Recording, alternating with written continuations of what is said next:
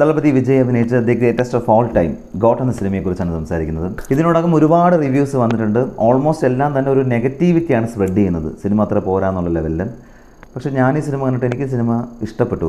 ഒരു നല്ല സിനിമയായിട്ട് തോന്നി, ഒരു കുടുംബ ചിത്രമായിട്ട് എനിക്ക് ഫീൽ ചെയ്തു. ഈ പറയപ്പെടുന്ന തരത്തിലുള്ള ഒരു സംഭവം അല്ലെങ്കിൽ അതിന് മാത്രം ഒരു മോശ സിനിമയായിട്ട് ഈ സിനിമ തോന്നി. കഥ എന്ന് പറയുന്നത് വളരെ പരിചിതമായ കഥയാണ്. പഴയ കാലത്ത് മുതൽക്ക് നമ്മൾ ഒരുപാട് ഈ ഒരു ഫോർമാറ്റ് കണ്ടിട്ടുണ്ട്. അതുകൊണ്ട് ഒരു പുതുമയൊന്നും ആ കഥയ്ക്കകത്തില്ല. അപ്പോൾ അതുകൊണ്ട് തന്നെ ഡി ഏജിങ് എന്നുള്ള ഒരു ടെക്നോളജി യൂസ് ചെയ്ത് കുറച്ച് പുതുമയോടുകൂടി അവതരിപ്പിക്കാൻ വേണ്ടിയിട്ട് വെങ്കട് പ്രഭു ശ്രമിച്ചിട്ടുണ്ട്.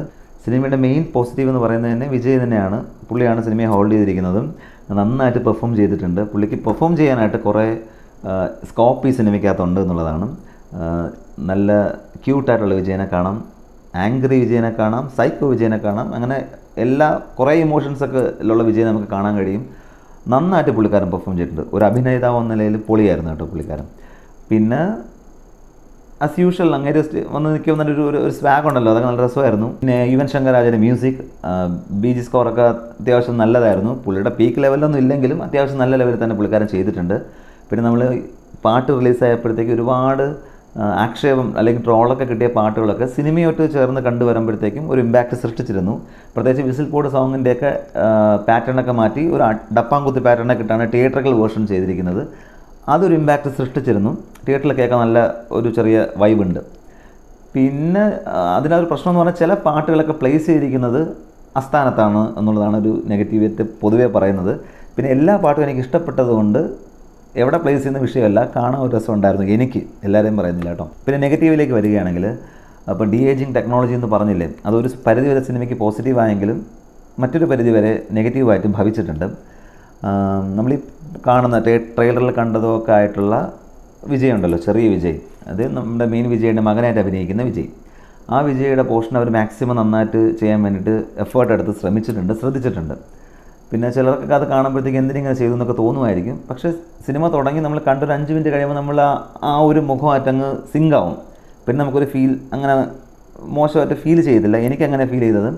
പിന്നെ അതിനേക്കാൾ ഉപരിയായിട്ട് അത് വിജയ് എന്നത് മറന്നത് വേറൊരു ക്യാരക്ടറായിട്ട് തന്നെ ഫീൽ ചെയ്യാൻ തുടങ്ങും. കാരണം ആ ഒരു ക്യാരക്ടറിനെ നന്നായിട്ട് പെർഫോം ചെയ്തിട്ടുണ്ട് പുള്ളിക്കാരൻ.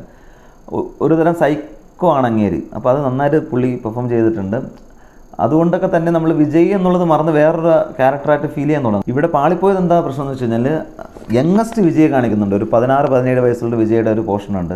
ആ ഒരു ഏരിയയിലെ പരിപാടി വന്നിട്ട് അട്ടർ ഫ്ലോപ്പായി പോയി. ഫേസ് വാപ്പൊക്കെ ചെയ്യുന്ന ആപ്പൊക്കെ ഒരുപാട് കിട്ടുമല്ലോ, അതിനകത്ത് മുഖം വെച്ച് ചെയ്തെന്ന പോലത്തെ ഒരു ഇമ്പാക്റ്റ് ആയിരുന്നു ആ ഒരു സീനിൽ കിട്ടിയത്. ഭയങ്കര ശോകമായിപ്പോയി ആ ഏരിയ.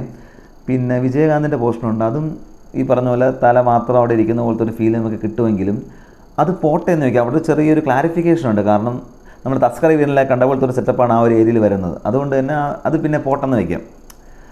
പക്ഷേ ഈ ഒരു യങ് വിജയെ കാണിക്കുന്ന ഏരിയ അപ്പാടെ കയ്യിൽ നിന്ന് പോയി. പിന്നെ VFX സെക്ഷനിൽ കുറച്ച് നിലവാരക്കുറവ് ഫീൽ ചെയ്തു. കാരണം ഒരു 400ഓളം ബഡ്ജറ്റിൽ വരുന്നൊരു പടം, പോട്ടെ വിജയുടെ ശമ്പളം പോലെ 200ഓളം ബഡ്ജറ്റ് വരുന്നൊരു സിനിമയിൽ ഉണ്ടാകുന്ന VFXൻ്റെ ഒരു ലെവലുണ്ടല്ലോ, അത്രയും എത്താത്തതിൻ്റെ ഒരു നിരാശ ഉണ്ടായിരുന്നു. ഒരുപാട് സ്ഥലങ്ങളിൽ നമുക്കത് കാണാൻ കഴിയും. പ്രത്യേകിച്ച് ചെറിയ സ്ക്രീനിൽ എങ്ങനെ ഫോണിൽ നമ്മൾ കാണുമ്പോഴോ TV കാണുമ്പോൾ എങ്ങനെയെന്ന് അറിയില്ല. പക്ഷേ ബിഗ് സ്ക്രീനിൽ കാണുമ്പോഴത്തേക്കും നന്നായിട്ട് അത് അറിയാൻ പറ്റിയിരുന്നു. പിന്നെ പറയാവുന്ന പ്രധാന പ്രശ്നം എന്ന് പറഞ്ഞാൽ ഇതിൻ്റെ ക്ലൈമാക്സ് ആണ്. ക്ലൈമാക്സ് എന്ന് പറയുന്നത് ക്ലൈമാക്സ് കുഴപ്പമൊന്നുമല്ല, അത് ഷൂട്ട് ചെയ്ത് വെച്ച രീതി ഒരു മാരക കത്തിയായിപ്പോയി. ആ കത്തി ഒരു ഭയങ്കര നെഗറ്റീവായിട്ട് ഇമ്പാക്റ്റ് ഉണ്ടാക്കി കൊടുത്തെന്നാണ് എനിക്ക് തോന്നിയത്. സിനിമയിലുണ്ടാകുന്ന ചെറിയ ചെറിയ ഏറ്റക്കുറച്ചിലെല്ലാം കണ്ട് ഓക്കെ കുഴപ്പമില്ല എന്നിങ്ങനെ കണ്ട് വരുന്ന ഒരാൾ ഈ ക്ലൈമാക്സിൽ ഒരു വലിയ കത്തിയും കൂടി കണ്ടു കഴിയുമ്പോഴത്തേക്കും അയാൾ പുറത്തിറങ്ങി സ്വാഭാവികമായിട്ടും പറയും ഇതൊരു മോശം പടമാണ്, അലമ്പായിപ്പോയി എന്നൊക്കെ പറയും. അതിൽ തെറ്റ് പറയാൻ പറ്റില്ല. ആ ക്ലൈമാക്സ് ആയിരിക്കും ഒരുപക്ഷെ അങ്ങനെ പറയാൻ പ്രേരിപ്പിച്ചതെന്ന് ഞാൻ പറയുള്ളൂ കേട്ടോ. അത്ര കത്തിയായിപ്പോയി. അതായത് ചേപ്പോക്ക് സ്റ്റേഡിയമാണ് ഫൈനലായിട്ട് ഉപയോഗിക്കുന്നത്, ക്ലൈമാക്സിനായിട്ട് ഉപയോഗിക്കുന്നത്. ഷൂട്ട് ചെയ്തിട്ട് വേണ്ടത് നമുക്കറിയാം. അതിൻ്റെ റൂഫിൻ്റെ മുകളിൽ ബൈക്ക് ഓടിച്ച് കയറുക, അവിടെ കിടന്ന് അടി ഓടുക എന്നുള്ള കാര്യങ്ങൾ, ജമ്മത്ത് നടക്കാത്ത കാര്യങ്ങൾ. പിന്നെ ലൈവ് മാച്ച് കവർ ചെയ്യുമ്പോഴത്തേക്കും ഡ്രോൺ ക്യാമറ എപ്പോഴും എൻ്റെ പുറത്തുണ്ടാവും. അപ്പോൾ അതെപ്പോഴും ഈ അടി നടന്നാൽ അത് ക്യാപ്ചർ ചെയ്യുന്നുള്ള ലോജിക്കലി ചിന്തിക്കാതെ പോവുക. പിന്നെ 19,000 പേരിരിക്കുന്ന സ്റ്റേഡിയത്തിൽ ഒരു സൈഡിൽ ഒരു ബൈക്ക് ചാടി പോകുന്നതും അവിടെ അടി കിടക്കുന്നതൊക്കെ സ്വാഭാവികമായിട്ടും ഒരാൾ പോലും കണ്ടില്ല എന്നൊക്കെ പറയുന്നത് അതൊന്നും ഒട്ടും വിശ്വാസയോഗ്യമല്ല. ഇതൊക്കെയാണ് നെഗറ്റീവിൽ എനിക്ക് പ്രധാനമായിട്ടൊക്കെ ഇങ്ങനെ ഓർമ്മ വെച്ച് പറയാൻ തോന്നിയ കാര്യങ്ങൾ കേട്ടോ. ക്ലൈമാക്സ് വരുന്നത് ഒരു ട്വിസ്റ്റോട് കൂടി ഒരു ക്ലൈമാക്സ് ചെയ്യുന്നുണ്ട്. അത് കുഴപ്പമില്ല, നൈസായിട്ടുണ്ട്. കുറച്ച് കാലങ്ങളായിട്ട് സിനിമകളിൽ കണ്ടുവരുന്ന ഒരു രീതി ഈ സിനിമയിലും ഉണ്ട്. അതായത് ആവശ്യമുണ്ടെങ്കിലും ഇല്ലെങ്കിലും സെക്കൻഡ് പാർട്ടിലേക്ക് ഒരു ലീഡ് കൊടുത്തങ്ങ് അവസാനിപ്പിക്കുക. ഇത് സെക്കൻഡ് പാർട്ട് ഉണ്ടാവും തോന്നുന്നില്ല എന്നല്ല, പക്ഷേ ആ സാധനം കൊള്ളാം. അന്നേരം ആ സെക്കൻഡ് പാർട്ടിലേക്ക് വേണ്ടി കൊണ്ടുപോകുന്ന ആ ഒരു ട്വിസ്റ്റ് രസമുള്ളതാണ്. അപ്പോൾ ഞാൻ ഒന്നും കൂടി പറയട്ടെ, നമ്മൾ ഈ പുറമേ കാണുന്ന അല്ലെങ്കിൽ നമ്മൾ കേട്ട റിവ്യൂസിൽ പറയുന്ന പോലെയൊന്നും അല്ല, പടം നൈസാണ്. അത് ഫാമിലി ഓഡിയൻസിനായിരിക്കും കൂടുതൽ സിനിമ എൻജോയ് ചെയ്യാൻ പറ്റുന്നതെന്ന് എനിക്ക് തോന്നുന്നു. നിങ്ങൾ അടുത്തുള്ള തിയേറ്ററുകളിൽ സിനിമയുണ്ട്, കാണുക, വിലയിരുത്തുക.